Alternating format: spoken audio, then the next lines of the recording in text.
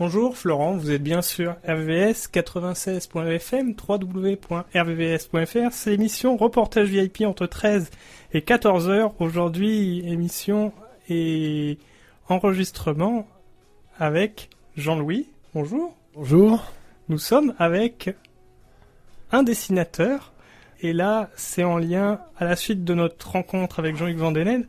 Nous avons rencontré Bertrand Corbel qui fait une bande dessinée autour du Golden Globe Race, la Golden Globe Race 2018 de VDH, cette fameuse aventure où il était nécessaire de naviguer autrement au sextant et avec les astres. Bonjour Bertrand. Bonjour Florent.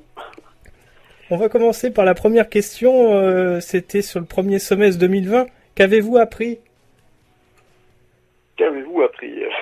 C'est une vaste question. J'ai surtout appris que le fait d'avoir du temps et de pouvoir se concentrer sur un sujet, ça permettait de bosser vraiment de manière efficace, quoi. Et c'est ce qui m'a permis de terminer la BD dans le délai que je souhaitais, quoi, de ne pas être dissipé par autre chose. Cette bande dessinée sur l'aventure de Jean-Luc Vandelende sur la Golden Globe Race en 2018, comment est venue l'idée ? Alors l'idée, déjà je connaissais Jean-Luc depuis assez longtemps, parce que j'ai été convoyeur de bateaux, skipper, et j'ai fait des traversées de l'Atlantique à sa demande pour amener des bateaux aux Antilles, il y a déjà pas mal d'années. Et du coup, j'ai toujours suivi tout ce qu'il faisait. Et j'ai toujours été admiratif de sa carrière, on va dire. Ce qui fait que quand j'ai fait en 2017, quand j'ai fait le carnet de bord d'Yvan Bourgnon, et qui j'ai travaillé pendant 8 mois à peu près, à la suite de ce bouquin, j'avais envie d'en faire un deuxième tout de suite. Et j'ai immédiatement pensé à la Golden Globe Race de Jean-Luc qui venait de terminer. Donc je lui ai proposé quelques planches comme ça au Salon Nautique en 2019, l'année dernière, en décembre. Je suis allé lui montrer sur son stand. Et il m'a donné son feu vert, quoi. Il m'a dit que c'était une idée qui lui plaisait. Et je m'y suis mis tout de suite, voilà. Donc ça a pris... l'idée est née comme ça, en fait. J'ai toujours eu envie de dessiner des bateaux et la mer, puisque c'est quand même mon univers depuis tout petit. Et je trouve que c'était la personne qui représente quand même pas mal de choses dans le milieu de la voile. Un vrai projet participatif. Comment s'est-il construit sur la durée ? J'imagine qu'il y a eu les entretiens, les dessins. Est-ce qu'il y a un storyboard ? Et les impressions ? Alors le financement participatif sur KissKissBankBank, là, c'est déjà parce que moi j'ai pas les moyens de financer moi-même l'impression, l'expédition des bandes dessinées, le temps que je passe dessus. Je peux pas le faire sur ma trésorerie à moi. Donc je suis obligé de passer par là. Et comme au fil des années, j'ai un petit réseau quand même sur Internet, sur Facebook, pas mal de gens qui me suivent, et ça fonctionne bien. Ça me permet je module mes ambitions en fonction du financement. Donc je n'imprime que la quantité qui est financée. Et c'est vrai que ça a bien fonctionné. Et c'est assez lié quand même à l'image de VDH, qui est vraiment aimé par tout le monde, je crois. Et après, comment ça s'est organisé ? Écoutez,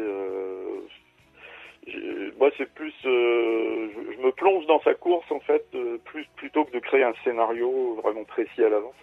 Je me plonge dans la course et je retrouve des sensations, des choses comme ça que je fais cohabiter. Donc c'est pas vraiment écrit à l'avance. La trame, c'est forcément la course, quoi. Mais selon les dessins, selon les inspirations du jour. J'ai développé certains thèmes comme les albatros. Je sais qu'il aime ça, donc une fois parti à dessiner des albatros au large, j'ai fait 3 pages, alors que si j'avais prévu un scénario précis, j'aurais peut-être gardé de la place que pour une. Donc c'est comme ça que ça s'est fait, jusqu'au bout.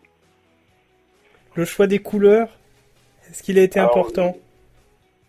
Je travaille essentiellement avec des pastels, des craies si on veut, des pastels secs et un peu de crayon. Et effectivement, les couleurs, c'est naturel. J'ai une gamme de couleurs qui au fur et à mesure c'est une dominante de bleu, gris, tout ce qui constitue les couleurs du large.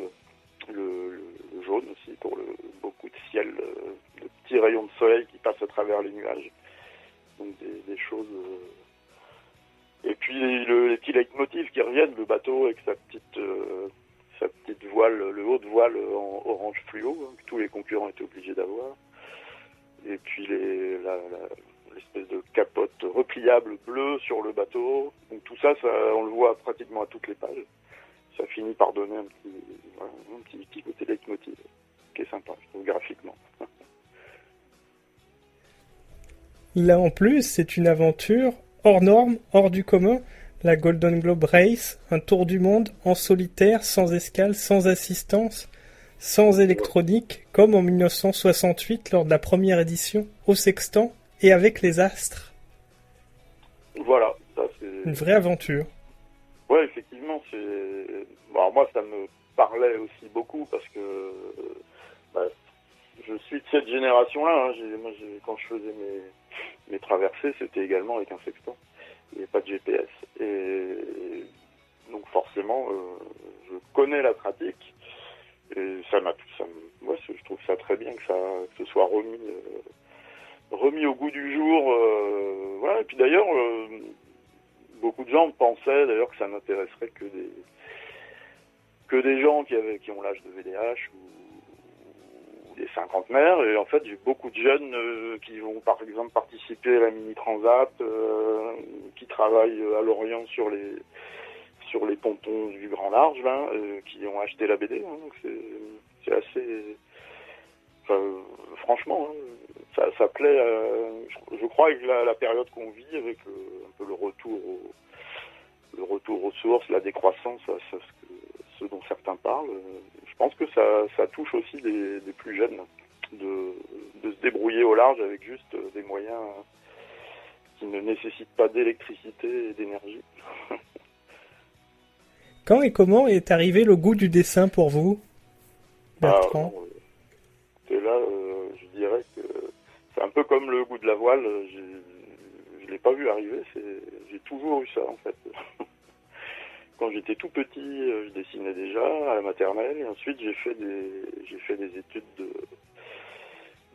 d'art plastique, histoire de l'art, voilà, auquel j'ai mis fin pour partir convoyer des bateaux à la demande de VDH. Donc, il ne sait pas que j'ai arrêté mes études pour ça, mais je lui ai pas dit. Mais j'ai toujours fait ça, j'ai été moniteur de voile, j'ai été skipper de croisière au large, convoyeur. J'ai fait de la course au large aussi, comme navigateur, c'est-à-dire que c'est moi qui faisais le point. Donc j'ai toujours fait ça en fait depuis tout petit. Je fais du dériveur, de l'optimiste, toutes sortes d'embarcations, j'ai tout essayé. Voilà. Et le dessin, pareil.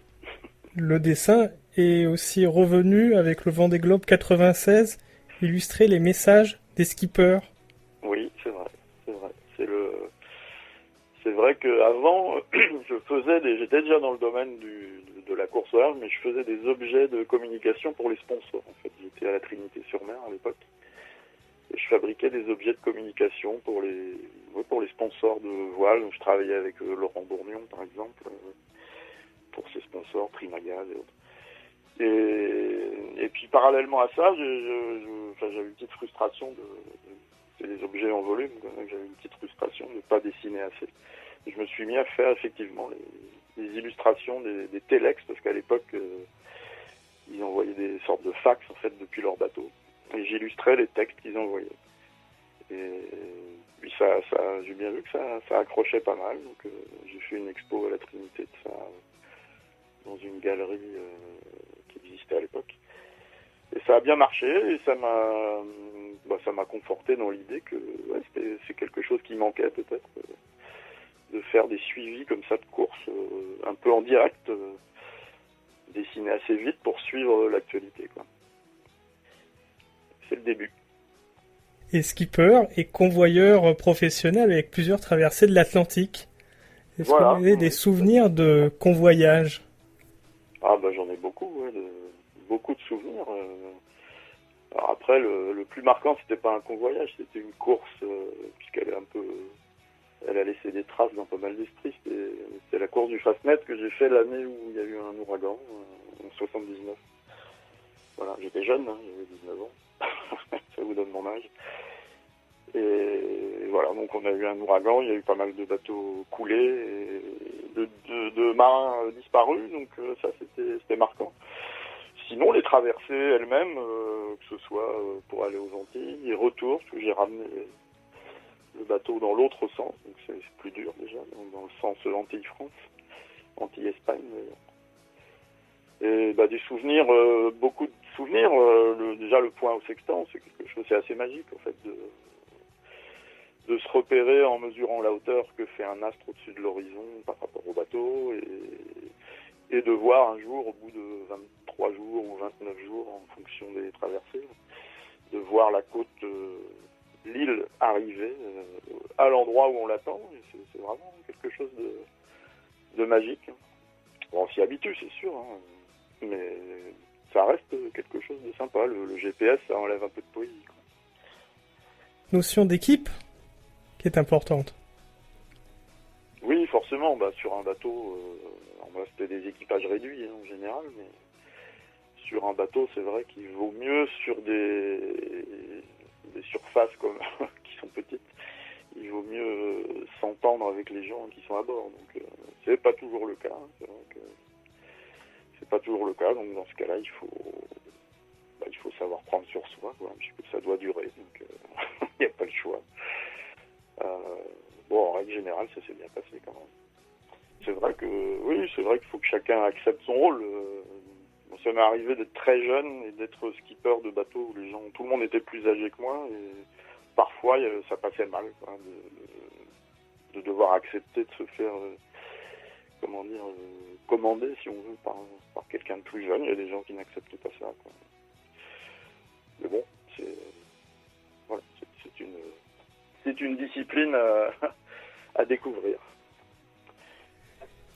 Le tout, c'est d'arriver à bon port, et comme pour cette bande dessinée, elle est arrivée à bon port. Au niveau du timing, il y avait même eu 210 jours qui se sont écoulés, sachant que Jean-Luc Vandenesse a passé 211 jours en mer, en solitaire, pour cette Golden Globe Race. Ça démontre que l'ensemble du processus d'équipe pour ce projet participatif a quelquefois des jolies parenthèses qui se referment comme celle-ci et qui bouclent avec l'histoire. C'est vrai que c'est vraiment un calcul que j'ai fait, mais par hasard complètement. Il y a bien des périodes où j'ai moins dessiné, mais entre le moment où je lui ai montré les planches au salon nautique et le moment où j'ai reçu les BD imprimés, j'étais étonné moi-même. 210 jours, donc voilà. c'est curieux, ouais. C'est vrai, c'est une coïncidence assez marrante. Mais c'est vrai que c'est quand même un projet de longue haleine. J'ai tout fait moi-même, en fait. J'ai fait tout ce qui est mise en page, graphisme, prise en photo des planches. J'ai tout fait moi-même, par faute d'un budget suffisant pour faire travailler d'autres personnes. Donc j'étais obligé. Et c'est bien parce que j'aime bien apprendre des choses nouvelles, donc j'ai appris. Mais ça m'a pris du temps quand même. Je pensais pas que c'était aussi long une fois tous les dessins faits, d'obtenir le matériel, les fichiers prêts à être imprimés. Ça demande, entre le papier et le fichier qui part à l'imprimerie, il y a quand même du boulot. Parlez-nous aussi de ce livre, Journal de bord, avec Yvan Bourgnon à la conquête du Nord-Ouest, aventure hors norme entre l'Alaska et le Groenland sur un catamaran non habitable et non motorisé avec qui vous étiez en contact quotidien par téléphone satellite pour faire ce livre journal de bord. C'était un livre avant la bande dessinée sur l'aventure de Jean-Luc Van Den Hede.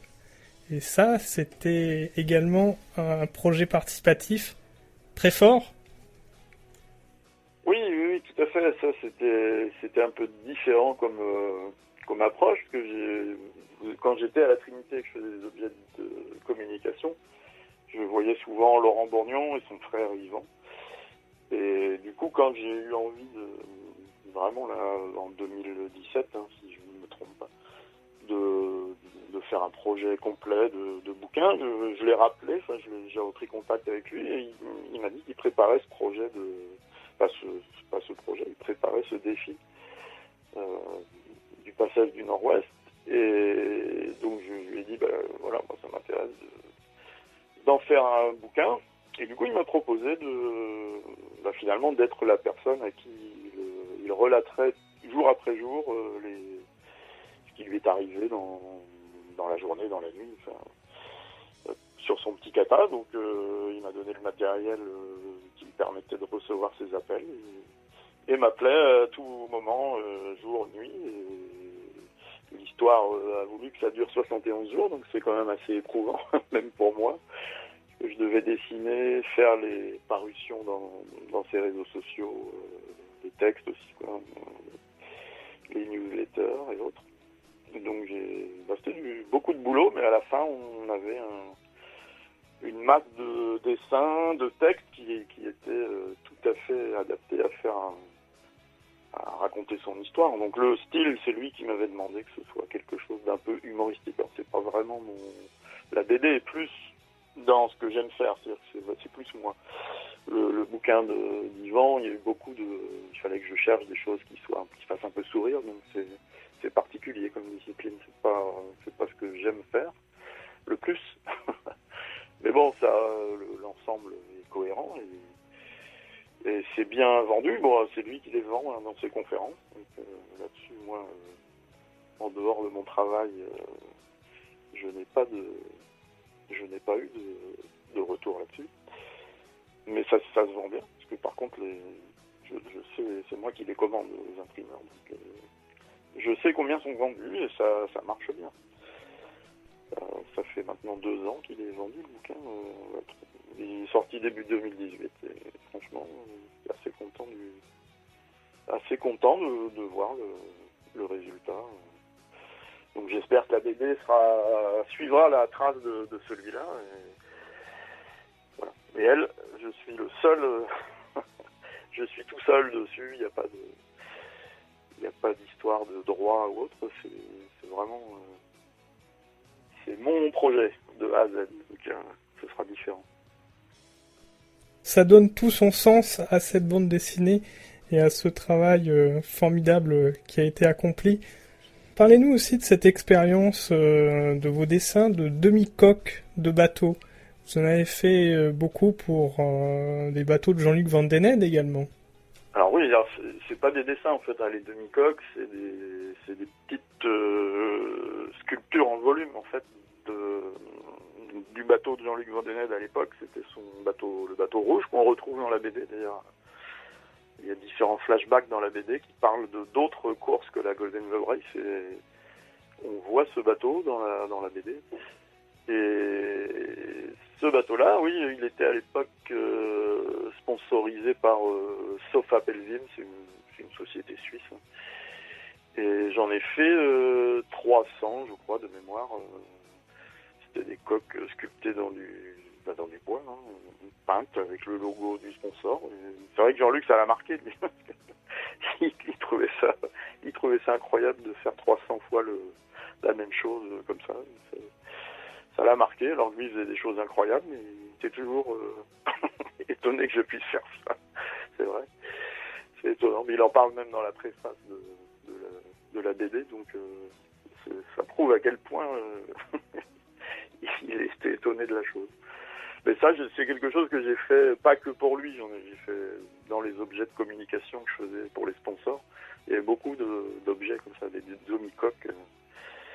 En fait, c'est une coque coupée par le milieu, en fait, et posée sur un fond, soit en plexiglas, soit en bois. Et c'est décoratif, en fait. Ça se prête bien à la communication. Quel souhait pour l'avenir, Bertrand? Que pouvons-nous vous souhaiter? Écoutez, que la BD, malgré les conditions actuelles qui refroidissent un peu les libraires pour faire des signatures, des choses comme ça, que je puisse quand même réussir à la présenter, quoi, et à trouver des festivals à la rentrée. J'en ai déjà de prévus, mais il y en a beaucoup qui ont été annulés cet été, donc que la BD marche et que mes autres projets de bouquins ou de monter peut-être une petite maison d'édition spécialisée dans le dessin de mer et les récits de mer puissent voir le jour, quoi. Ça me plairait. Merci Bertrand, c'était un plaisir de faire cette interview avec vous autour de vos activités et notamment cette bande dessinée autour de l'aventure de Jean-Luc Vandened pour la Golden Globe Race 2018. À bientôt. Voilà, c'est moi qui vous remercie. Bonne journée, au revoir.